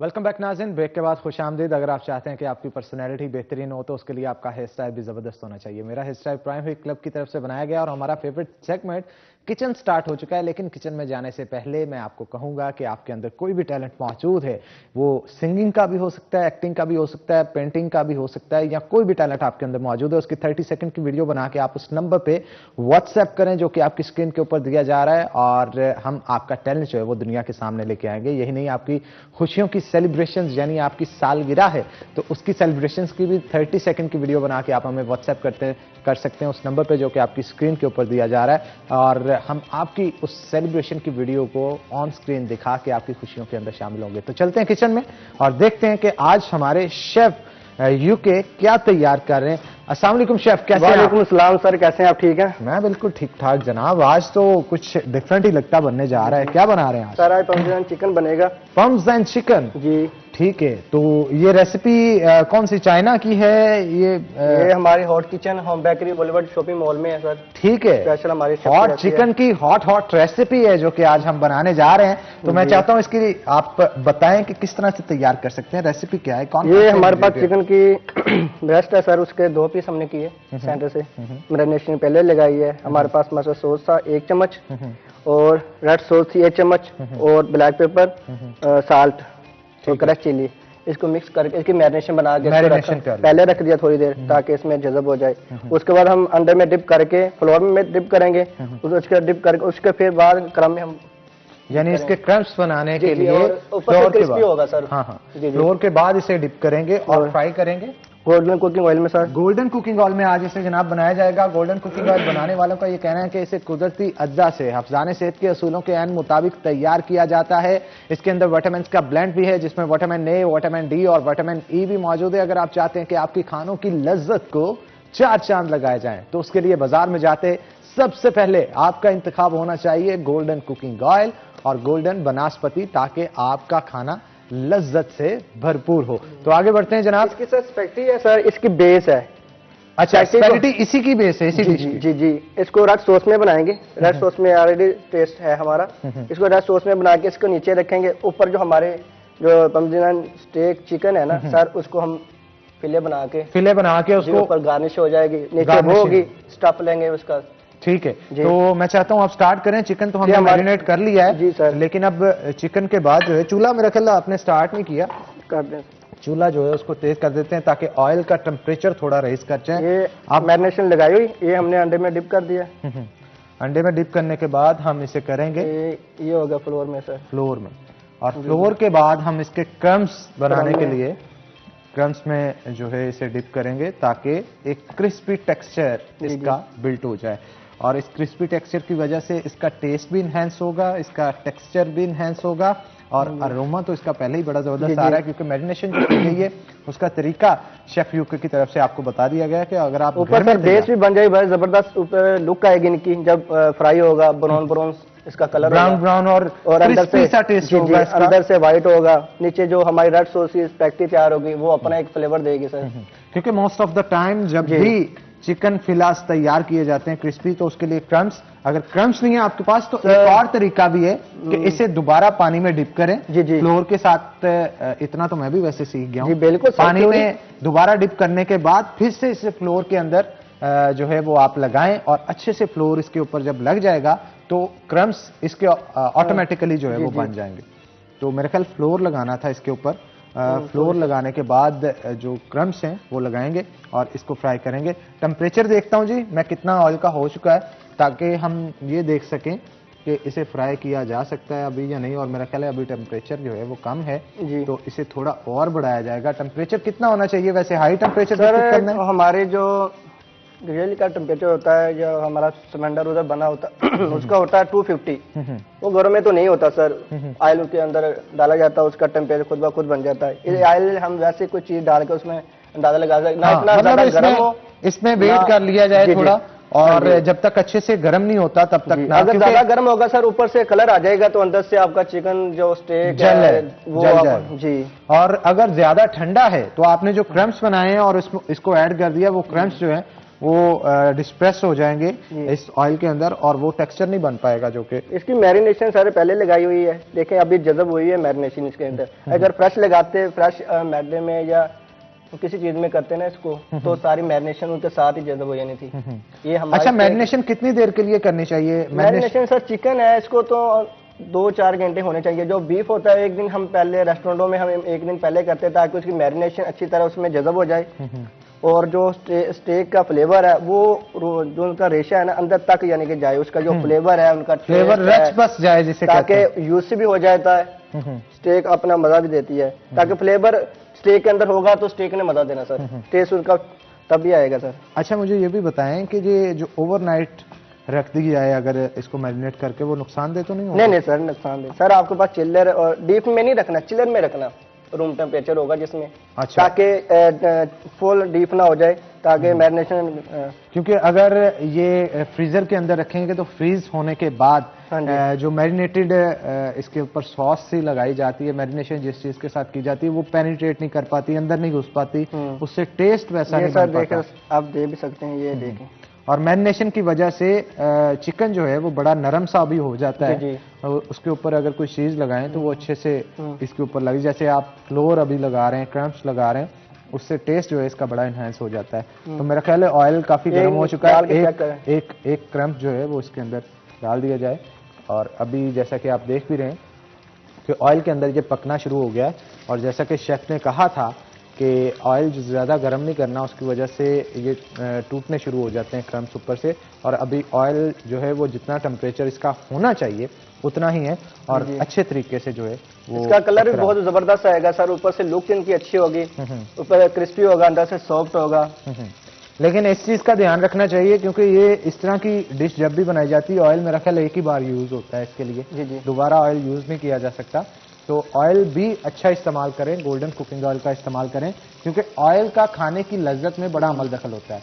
अगर ऑयल आपका अच्छा नहीं है तो आपका टेस्ट जो है वो जला जला सा आता है, और जले जले से टेस्ट की वजह से आप जो है उस तरह से उसका टेक्सचर और टेस्ट नहीं ले पाते जिस तरह से लेना चाहिए था। तो रेस्टोरेंट्स में भी इस चीज़ का काफ़ी ख्याल रखा जाता है, घर में भी आप इस चीज़ का ख्याल रखें। तो मेरा ख्याल है कम टेम्परेचर होगा सर तो आपकी जो स्टेक है, जो आप विंग्स है, कुछ भी बना रहे हैं ना, वो अंदर से चीरापन हो जाएगा, वो ना खुलेगा नहीं। टेम्परेचर बराबर होगा तो सर उसका अपना एक फ्लेवर निकलेगा, ताकि ना वो कच्चा होगा ना वो पका होगा। ठीक है, तो जनाब आप बनाएं इस चीज़ को। हमारे जो आज के गेस्ट हैं मैं उनकी तरफ चलता हूं और उनका तारुफ भी आपको करवाता चलूं। हमारे साथ आज हसीब साहब मौजूद होंगे जो कि प्रोफेसर ऑफ फिजिशियन हैं और जिस यूनिवर्सिटी में हेड ऑफ डिपार्टमेंट भी हैं। उनके साथ बहुत सारी चीज़ों के ऊपर गुफ्तगू करेंगे, लेकिन उनके साथ साथ मैं एक और तारुफ आपको करवाता चलूँ। हमारे साथ रोहा भी आज मौजूद होंगी जो कि फैशन ब्लॉगर हैं, और फैशन इंडस्ट्री हमारी कोविड की वजह से कहाँ पे स्टैंड कर रही है, कौन कौन से मसाइल हैं जिनका उनको सामना करना पड़ा, उस हवाले से भी गुफ्तगू इनके साथ करेंगे। तो आप दोनों को जी वेलकम करते हैं शो के अंदर। पहले मैं हसीब की तरफ जाना चाहूँगा। हसीब, क्या कहेंगे अगर फिटनेस को देखा जाए, इन दिनों के अंदर फिटनेस की अहमियत के हवाले से बहुत सारे लोगों को इल्म हुआ है, और जो केयर नहीं भी करते थे वो भी करना शुरू हो गए, खासतौर पे डायबिटिक पेशेंट्स और बीपी के पेशेंट्स हैं, इसके अलावा ओबेसिटी के जो पेशेंट्स हैं उन्होंने अपना ख्याल रखना शुरू कर दिया। उनको पता है कोविड के अटैक्स भी हो सकते हैं। तो आप क्या कहेंगे, ओबेसिटी का रेशो दिन ब दिन हमारे यहाँ बढ़ता चला जा रहा है, मोटापे में लोग मुब्तला हो रहे हैं, वजूहात क्या है इसकी? बिस्मिल्लाहिर्रहमानिर्रहीम, बहुत शुक्रिया आपका यहाँ पे आज मुझे बुलाने का और मौका देने का। एक तो पहली बात ये कि ओबेसिटी और शुगर, जिसको हम डायबिटीज़ भी कहते हैं, ये दोनों एक दूसरे के साथ काफ़ी मुंसलिक किस्म की बीमारियां हैं, बहन भाई का रिश्ता है। हाँ, आप कह सकते हैं इसको। और इसमें बहुत ज़्यादा रोल, क्योंकि ये कोई इन्फेक्शियस डिजीज़ तो है नहीं, यानी ये किसी बैक्टीरिया या वायरस की वजह से नहीं होती, जबकि आपकी जो लाइफस्टाइल है पर्टिकुलरली उसकी वजह से सबसे ज़्यादा ये प्रॉब्लम्स जनरेट होते हैं, जिसमें आपका खाना पीना कैसा है, आप दिन में वर्जिश कितनी करते हैं, आप अपने स्ट्रेस लेवल को किस तरह मेंटेन रखते हैं, आप अपनी रोज़मर्रा की ज़िंदगी को कितना स्मूथ और अच्छे तरीके से गुजारते हैं। ये दोनों डिजीज़ जो हैं, मोटापा भी जिसको हम ओबेसिटी कहते हैं और डायबिटीज़ भी जिसको हम आम अल्फाज में शुगर कहते हैं, इसमें जेनेटिक्स इन्वॉल्व होती है? डेफिनेटली जेनेटिक्स भी इन्वॉल्व होती है। जिन लोगों की फैमिली के अंदर ये हिस्ट्री मौजूद है, यानी कि उनके पेरेंट्स में मौजूद है, वो लोग इस डिजीज की तरफ जाने के लिए ज्यादा, जिसको कह लें कि आप प्रोन होते हैं, तो उनको ज्यादा एहतियात की जरूरत होती है, क्योंकि उनके अंदर हाइपरटेंशन, ब्लड प्रेशर, मोटापा, शुगर, इस तरह के मर्ज के होने के चांसेस बढ़ जाते हैं। तो इसलिए उनको अपने लाइफस्टाइल को जरा आम लोगों से थोड़ा ज्यादा केयरफुल गुजारने की जरूरत है। जैसे हम अक्सर शाम के बाद, रात के बाद मीठे का इस्तेमाल, कोल्ड ड्रिंक्स का इस्तेमाल हमें कम कर देना चाहिए, क्योंकि शाम के बाद हमारी इतनी एक्सरसाइज नहीं होती। दिन में तो हम अपने ऑफिस में बिजी हैं, काम में बिजी हैं, हम एक्सरसाइज में हैं, तो हम अपना काफ़ी सारा वक्त जो है वो मुख्तलिफ किस्म की एक्टिविटीज़ में गुजार लेते हैं। तो अगर हम कोई हाई रिच कैलोरिक डाइट लेते हैं या कार्बोहाइड्रेट वाली डाइट लेते हैं तो हम उसको कंज्यूम भी कर लेते हैं, लेकिन क्योंकि शाम के और रात के बाद हमारी एक्टिविटी कम हो जाती है। वैसे यहाँ पे ट्रेंड भी यही है कि वहां आपने कहीं जाना है तो डिनर पे ही जाना है, डिनर पिज्जा खाना है तो डिनर में ही खाना है, क्रंची बर्गर खाना है तो डिनर में खाना है, चीज से भरी, कार्बोहाइड्रेट से, कैलोरी से इनटेक जो है वो सारी की सारी डिनर में ले लेते हैं और जाके सो जाते हैं। बस ये हमारा एक अनफॉर्चुनेट, आप अगर उन लोगों को अगर आप स्टडी करें ना, जो कि बड़ी एक हेल्दी लाइफ गुजार रहे हैं, मॉडल्स हैं या एक्टर्स हैं जिन्होंने अपने आप को बड़ा मेंटेन रखा हुआ है, जो कि डेली उन्होंने कैमरास के सामने जाना है, तो आप देखेंगे उनकी लाइफ हैबिट्स ऐसी होंगी, वो शाम के बाद, रात के बाद कोल्ड ड्रिंक्स, सॉफ्ट ड्रिंक्स या कोई हैवीली फैट रिच डाइट्स नहीं लेंगे। अभी आप किचन में यही बात कर रहे थे कि जो डाइट है उसके टेस्ट के साथ साथ उसकी जो न्यूट्रिशियस वैल्यूज हैं वो भी बड़ी इंपॉर्टेंट है कि हम उसमें कितनी फैट ज्यादा ले रहे हैं, हम उसमें प्रोटीन कितनी ज्यादा ले रहे हैं। तो ये बड़ा मानी रखता है। हमारी काफी सारी चीजें जो डेली लाइफ की हैं वो विदाउट एक्सरसाइज भी हम कई सारी चीजें कवर कर लेते हैं कि अगर हमारी डाइट का टाइम अच्छा है, हमारी डाइट अच्छी है, एक्सरसाइज अगर हमें करने का ज्यादा टाइम नहीं भी मिल पा रहा, हम हल्की फुल्की वॉक कर सकते हैं। स्मार्ट मूव्स अभी वक्त ही स्मार्ट मूव्स का आ रहा है। वक्त इतना ज्यादा तेजी से भाग रहा है कि हमारे पास दिन में टाइम बड़ा कम होता है चीजों के लिए। बिल्कुल आप ठीक कह रहे हैं। और खास तौर पे आप बिजनेस के अंदर बिजी हैं, आप जॉब के अंदर बिजी हैं, फिर घर के मामलात भी आपको देखने हों, तो इंसान के पास इतना वक्त ही नहीं होता कि वो अपने लिए वक्त निकाल सके। लेकिन यहाँ पे मैं बार बार रिकमेंड करता हूँ लोगों को भी कि कम से कम, ज्यादा नहीं, 1 घंटा रोजाना की बुनियाद पे आपको अपने लिए निकालना चाहिए। वो क्वालिटी वर्क, आप चाहे उसमें वॉक करें, गाने सुने, कुछ भी करें, लेकिन अपने आप को वक्त दें। अगर आप अपने आप को वक्त नहीं देंगे, आप सारा दिन बिजी रहेंगे, तो आप अपने साथ ही ज्यादती कर रहे हैं, जो आपको नहीं करनी चाहिए। अगर आप अपने आप को टाइम देंगे, वॉक करेंगे, घूमे फिरेंगे, थोड़ा सा कैलोरिक डेफिसिट में जाएंगे, तो बहुत सारे सेहत के मामला थे जो कि बेहतर हो सकते हैं। तो हमारे साथ जनाब रोहा भी मौजूद है, उनसे भी गुफ्तगू करते हैं। रोहा, स्लिम, स्मार्ट और ग्लोइंग फेस, ये डाइट का असर है जैसे ये हसीब साहब बता रहे थे, या जेनेटिक्स इन्वॉल्व है इसमें? जेनेटिक्स आई गेस, बट या डाइट भी बहुत इंपॉर्टेंट होती है इस सब के लिए। जब तक आपकी डाइट नहीं अच्छी होगी तब तक आपकी स्किन ग्लो कर ही नहीं सकती। Fruits, vegetables matter a lot. Bloggers तो बड़ी मीटअप्स करते हैं, खाने तरह तरह के खाए जा रहे होते हैं, तो वहां पे तो चीट मील्स ही चल रहे होते हैं रोजाना की बुनियाद पर। किस तरह से मेंटेन करते हो आप? आपकी डिपेंड करता है कि आप वर्कआउट कर सकते हो, आप उसके साथ अपना लाइफस्टाइल ऐसे कर सकते हो अरेंज कि आपका ये चीज उसमें नेगेटिव वे में ना जाए।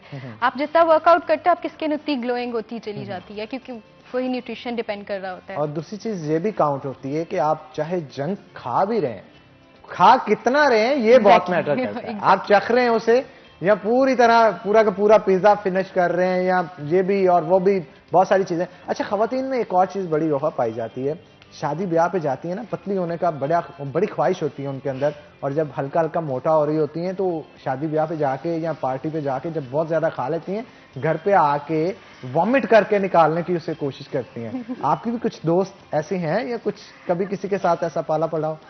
नॉट रियली, क्योंकि ये तो एक साइकोलॉजिकल डिसऑर्डर आ जाता है, तो मेरा सच कोई इतना कुछ हुआ नहीं है। बट हाँ, बहुत कॉन्शियस होती हैं तो वो पहले ही कम खा लेती हैं, क्योंकि ये ज्यादा बेहतर है बजाय कि आप करो वो, क्योंकि आपका फिर इलेक्ट्रोलाइट इम्बैलेंस हो जाता है और वो आपके लिए ज्यादा मुश्किल हो जाता है। मतलब थिंग इज कि आपके सामने जब चीजें पड़ी हो ना, तो इंसान को कंट्रोल करना बहुत मुश्किल होता है। उसकी वजह ये होती है कि आप पहले जंकी होते हैं, अच्छा खासा फूड कंज्यूम करना सीख लेते हैं, अपने जीन्स को एक्टिव कर लेते हैं, टेस्ट बड्स डेवलप कर लेते हैं, और जब बात आती है कंट्रोल करने पे, वो अंदर से उछलते हैं, कूदते हैं कि पकड़ लो बस एक बार हाथ में, और मुंह में डालने से यूं महसूस करते हैं जैसे एक नशेई नशा करके सुकून और तस्लीम हासिल करता है ना, उसी तरह एक फूडी जो होता है वो जंक फूड खा के तस्लीम करता है अपने आप को। तो इस चीज को भी हमें चेंज करने की जरूरत है। और फैशन ब्लॉगिंग भी आप करती हैं, ये एक नया ट्रेंड सेट कर रहे हैं, क्या कहेंगे इस हवाले से? कितने लोगों को अवेयरनेस इससे आ रही है?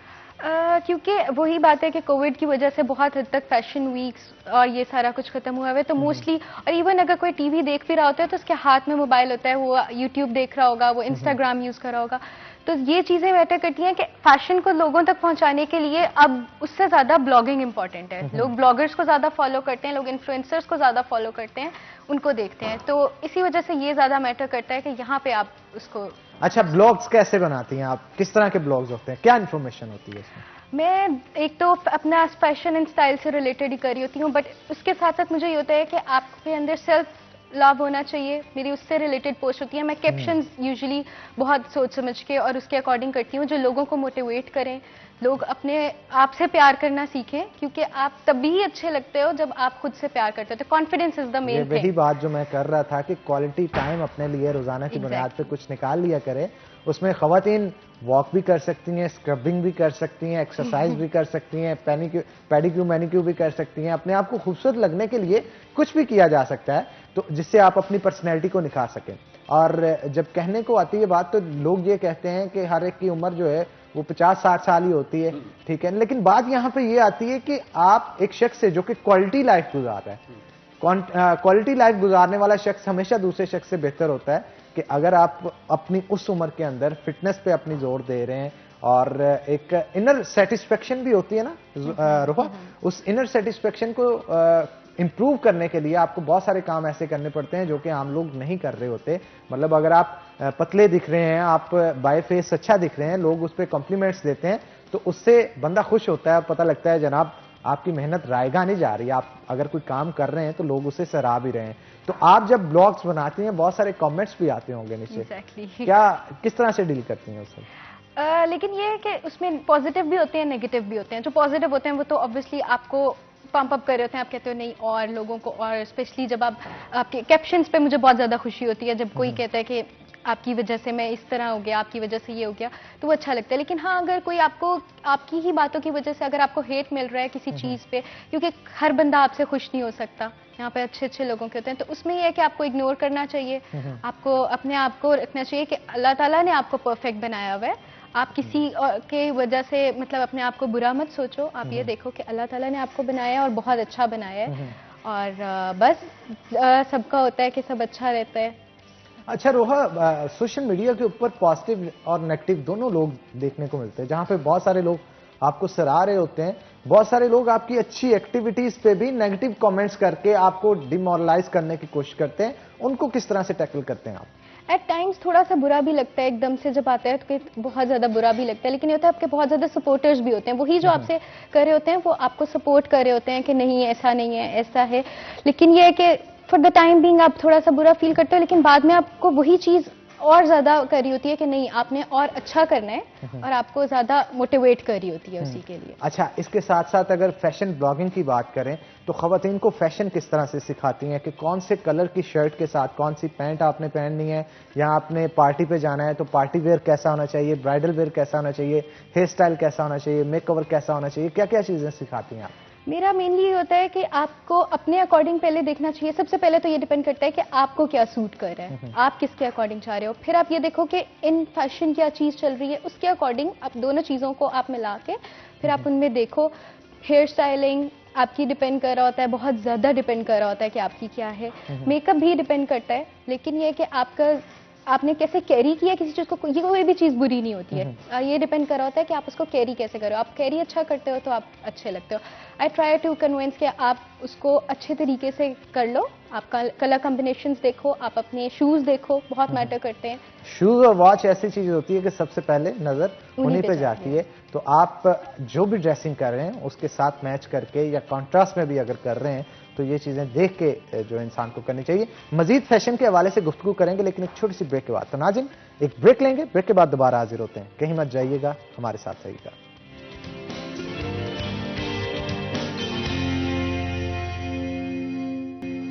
वेलकम बैक नाज़रीन, ब्रेक के बाद खुश आमदीद। हमारे साथ हसीब मौजूद है, मजीद गुफ्तगू उनके साथ करते हैं। हसीब, क्या कहेंगे आप?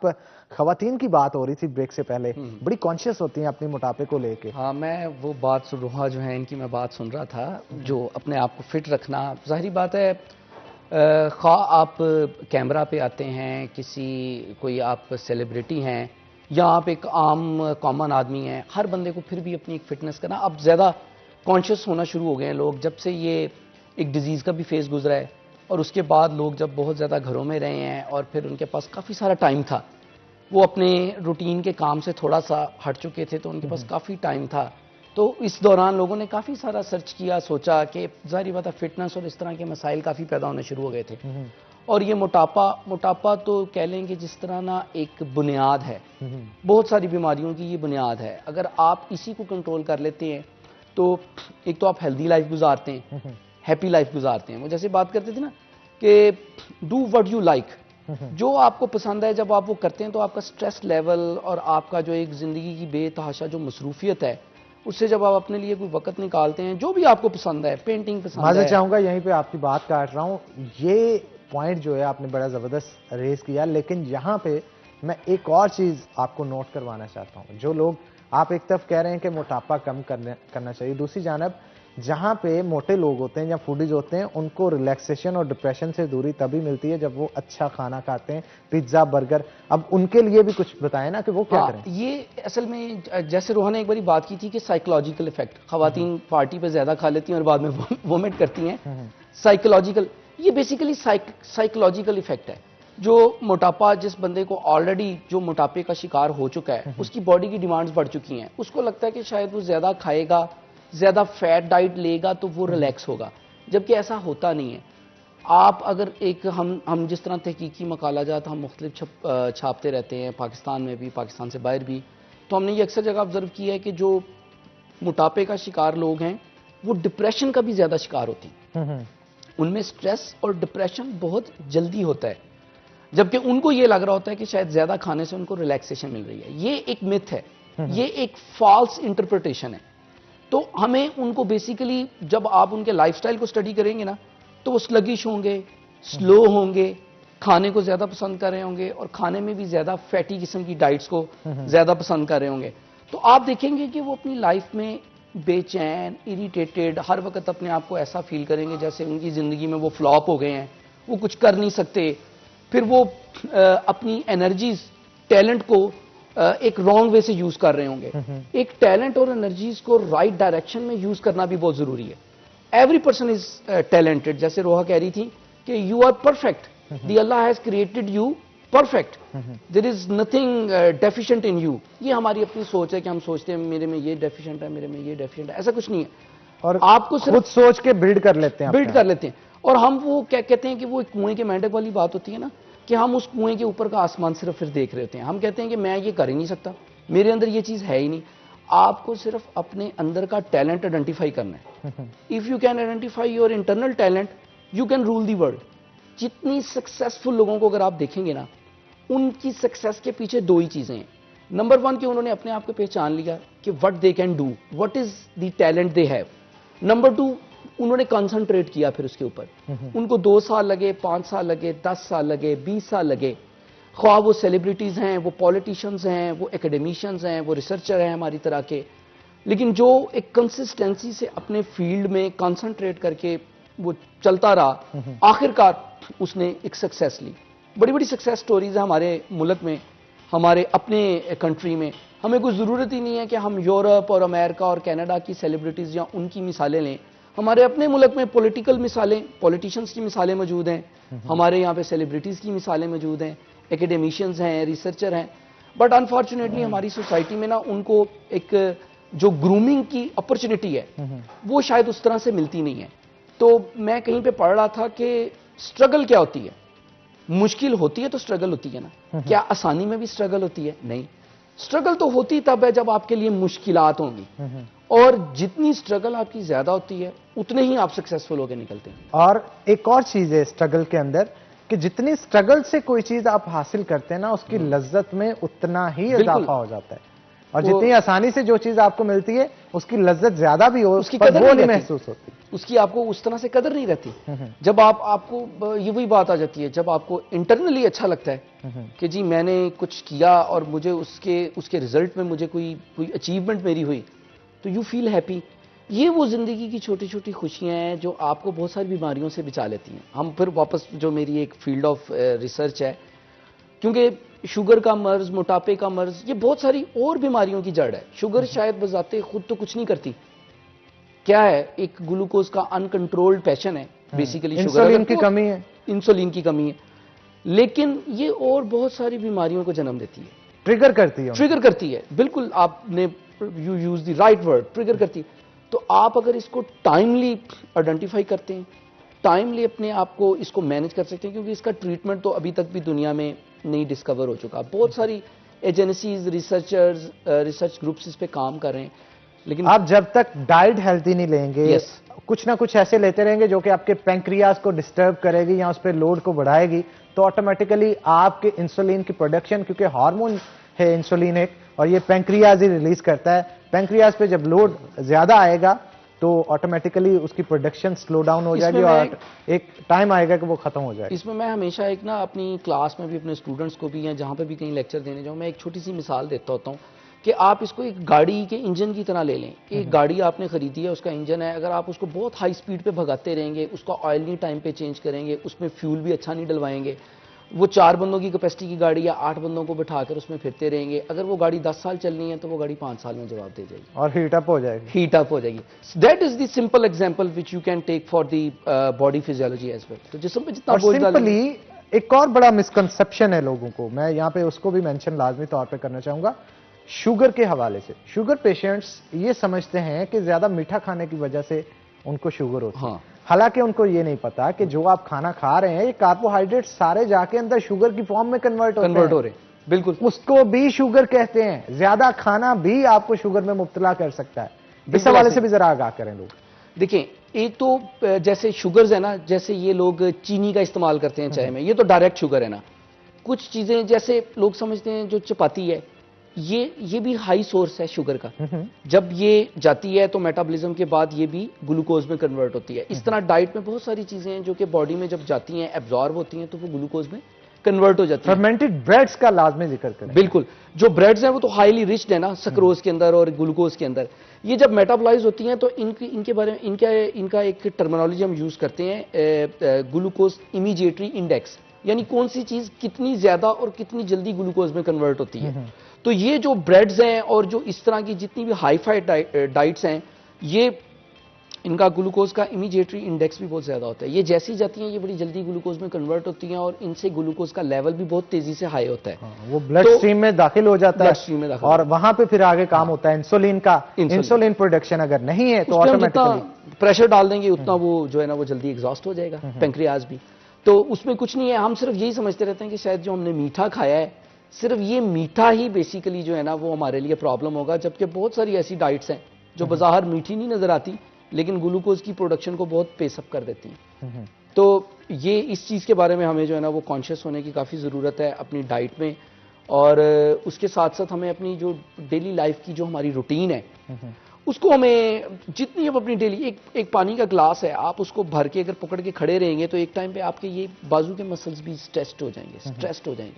सिमिलरली अगर आप एक चीज को लेके सारा दिन उसी पे सोचते रहेंगे, आप उसको कर पा रहे हैं या नहीं कर पा रहे, तो लेवल ऑफ स्ट्रेस बढ़ता चला जाएगा। चीजों को रिलैक्स करने की जरूरत है। अगर हम डिप्रेशन में रहेंगे तो जरूरी नहीं शुगर ही, इसके अलावा भी बहुत सारी बीमारियां हैं जो कि ट्रिगर हो सकती हैं आपकी बॉडी के अंदर। रोहा, आप क्या कहेंगी, खवातीन की अगर बात करें, आज से 5 साल पहले अगर देखें तो मेकअप उतना महंगा नहीं था, इवन ब्रांडेड मेकअप उतना महंगा नहीं था जितना आज के दौर में। डॉलर का रेट ऊपर चला गया है, इंपोर्ट पे ड्यूटीज बढ़ गई हैं। इसके ऊपर मैं आपसे डिस्कशन लाजमी करूंगा और डिटेल में करूंगा, लेकिन एक छोटी सी ब्रेक के बाद, ब्रेक का वक्त हो गया है। तो नाज़रीन एक ब्रेक लेंगे, ब्रेक के बाद दोबारा हाजिर होते हैं। कहीं मत जाइएगा, हमारे साथ रहिए।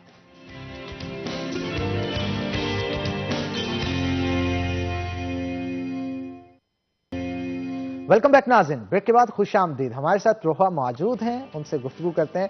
रोहा, क्या कहेंगी, ब्रेक पे जाने से पहले आपसे गुफ्तगू मेकअप के हवाले से हो रही थी और मेकअप के बिना कोई भी खातून है वो अधूरी तस्वर करती है अपने आप को। मेकअप आजकल काफ़ी महंगा हो चुका है और ख़वातीन क्रिटिसाइज करती हैं इस चीज़ पे गवर्नमेंट को, आप क्या कहेंगी? एक्चुअली हर चीज़ ही हुई है, हर चीज़ के साथ मेकअप भी ऑब्वियसली बहुत ज़्यादा फ़र्क पड़ गया है। मेकअप बहुत महंगा हुआ है, लेकिन आप उसको थोड़ा बहुत कंपनसेट कर सकते हो। आप अपनी थोड़ी सी चीज़ों को, ड्रग स्टोर मेकअप, आप वही बात है, सपोर्ट स्मॉल बिजनेस। आपको छोटे लेवल पे बहुत सारे मिलेंगे जो अच्छा कर रहे होते हैं, आप उनको सपोर्ट करो और उनके प्रोडक्ट्स यूज़ करके भी आप अच्छे लग सकते हो। It's not a big deal. हाँ, यहाँ पे मैं एक और सवाल आपसे करना चाहता हूँ, क्योंकि आप फैशन ब्लॉगर है, मैं चाहता हूँ ऑडियंस खास तौर पे जो खवातीन हमें इस वक्त देख रही हैं उनको इस हवाले से लाजमी गाइड करें। क्या ब्रांडेड मेकअप से ही इंसान खूबसूरत लग सकता है? अगर आप लोकल मेकअप भी ले रहे हैं, उसकी क्वालिटी को अपनी स्किन टोन के हिसाब से अगर आप चेक करके, वहां पे ये हुनर होना चाहिए ना। अगर आपके अंदर ये हुनर मौजूद है, जैसे आपके अंदर भी ये हुनर लाजमी तौर पर होगा कि उस मेकअप को स्मार्टली आप सिलेक्ट करें अपनी स्किन टोन को देखते हुए, और चंद एक ऐसी बेसिक चीजें जो कि आपकी नीड होगी, जैसे लिपस्टिक है, बेस लड़कियां मोस्टली यूज करती हैं, या फिर आई लैशेज या आई मेकअप यूज करती हैं, वो 2-4 चीजें ऐसी बताएं जिनके कम पैसों में इस्तेमाल से इंसान उतना ही खूबसूरत लग सकता है जितना मेकअप पार्लर से एक लड़की करवा के आती है वो लगती है। First of all, brand obsession एक बिल्कुल गलत चीज़ है। ज़रूरी नहीं होता कि ब्रांड से ही आपको बहुत अच्छी चीज़ मिल रही हो। अक्सर ये होता है कि बल्कि ब्रांड की चीज़ें आपको आपकी स्किन पे नेगेटिव इफेक्ट दे रही होती हैं, आपकी स्किन डैमेज हो रही होती है, उसमें आपको ये होता है कि आप सिलेक्ट करो, पहले चेक करो कि मुझे ये चीज़ सूट करी है, और इट डजंट मैटर कि वो ब्रांड की है या नहीं है। और ये किसी भी चीज़ में, मेकअप हो, कपड़े हो, जूते हो, जो अच्छी चीज़ है वो चाहे ब्रांड की हो या ना हो, आपको यूज़ कर लेनी चाहिए। मैं कर लेती हूँ। और अगर रही बात इस चीज़ की है आपको क्या चीज़ें हैं जो आप थोड़ी यूज़ करके भी आप अच्छे लग सकते हो, तो उसमें मेनली सबसे पहले आप फाउंडेशन आपको अपने स्किन टोन के अकॉर्डिंग आप लो। एक स्पेशली पाकिस्तान में बहुत ज़्यादा ये होता है कि गोरे लगने के लिए हम बहुत लाइट यूज़ कर रहे होते हैं, वो चीज़ बहुत गलत आ जाती है, उसकी वजह से आप कभी भी अच्छे नहीं लग सकते हो। सबसे पहले तो आप ये करो कि आप अपने फाउंडेशन अपनी स्किन टोन के अकॉर्डिंग ले लो। आप टेंट्स, अब तो बहुत ज़्यादा वही बात है, लोकल बिजनेस में बहुत ज़्यादा छोटे ब्रांड्स जो हैं वो बना रहे हैं, टेंट्स बना रहे हैं, वो आपको बहुत कम में मिलते हैं। उसे आप ब्लश ऑन के तौर पे भी यूज़ कर सकते हो, उसे आप लिपस्टिक के तौर पे भी यूज़ कर सकते हो, आप सब कर सकते हो। आप एक टेंट रखो, एक फाउंडेशन रखो, उसके अलावा आप मस्कारा ले लो, दैट्स इट। आप इन 3 चीज़ों को यूज़ करके भी आप अच्छे लग सकते हो। बाकी फिर आप पे डिपेंड करता है, आपको आई मेकअप बहुत पसंद है, आप एक पैलेट ले लो, आपने जहाँ 10 लेनी है उसकी जगह आप वो यूज़ करो जो आपको अच्छी लगती है या जो आप यूज़ करोगे, आप वो वाली लो, आप एक्स्ट्रा चीज़ें मत लो। और यहाँ पे एक और चीज़ बहुत मैटर करती है, वो आपकी ड्रेसिंग और स्किन टोन। इन दोनों चीज़ों के साथ जो कॉम्बिनेशन मेकअप का बनाना सीख जाती है ना, उस लड़की को कभी भी पार्लर जाने की मेरा ख्याल जरूरत नहीं पड़ती। आप क्या कहेंगे सर?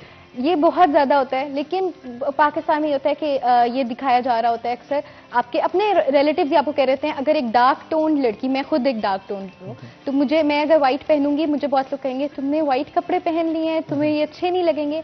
नहीं, ऐसा नहीं होता। इवन आप देखो, व्हाइट डार्क टोन को ज़्यादा सूट कर रहा होता है, आप उसको अपने टोन। इवन अमेरिका के अंदर इसको एक ब्यूटी जो है वो समझा जाता है। उनका कहना है कि ये टोन जो होती है ना, गंधमी रंग की, ये बड़ी डिफरेंट टोन होती है और यही सूट करी होती है, यही हर जगह अच्छी लग रही होती है। सिर्फ कॉन्फिडेंस की बात होती है, जब आप में कॉन्फिडेंस आ जाएगा ना कि मैं अच्छा लग रहा हूँ, तो आप अच्छे लगोगे। लेकिन यह है कि थोड़ा सा बाकियों को भी सोचना चाहिए कि इतनी ज्यादा इस चीज को नहीं करना चाहिए कि आप छोटे से बच्चे को इतना ज्यादा करो कि वो अपने बारे में सोचने लग जाए कि पता नहीं शायद मुझे ये क्रीम्स यूज करनी है, और इसमें बहुत डैमेज करने वाली स्किन डैमेजिंग क्रीम्स यूज होती हैं, जो फिर वो ये लड़कियां यूज करती हैं गोरा लगने के लिए, और फिर अपनी स्किन डैमेज करती हैं, फिर मेकअप लगाती हैं उसको कवर अप करने के लिए। तो आप फर्स्ट स्टेप पे ही अपने आप को उसी में एक्सेप्ट करो जैसे आप हो, और इट डजंट मैटर कि आप कौन सा कलर पहन रहे हो, आप उसको कैरी अच्छा करोगे तो हर कलर आपको सूट कर सकता है।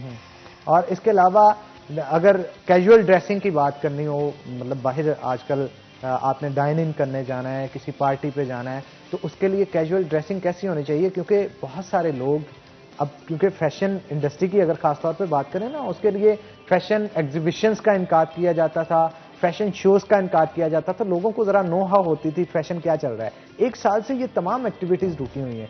मैं चाहता हूं आप थोड़ा सा फैशन, रिसेंट फैशन जो है उस हवाले से भी इलेबोरेट करें, ताकि ऑडियंस को पता चल सके इस हवाले से भी। इसमें आप वही बात है, इंस्टाग्राम और फेसबुक वगैरह पे आप जब लोगों को, ब्लॉगर्स को देखते हो, तो आपको आइडिया होता है कि आजकल फैशन में ईस्टर्न वेयर वेस्टर्न वेयर में डिफरेंट होता है। ईस्टर्न वेयर में तो आपको काफ़ी ज़्यादा एक वाइड वैरायटी मिलेगी चीज़ों की।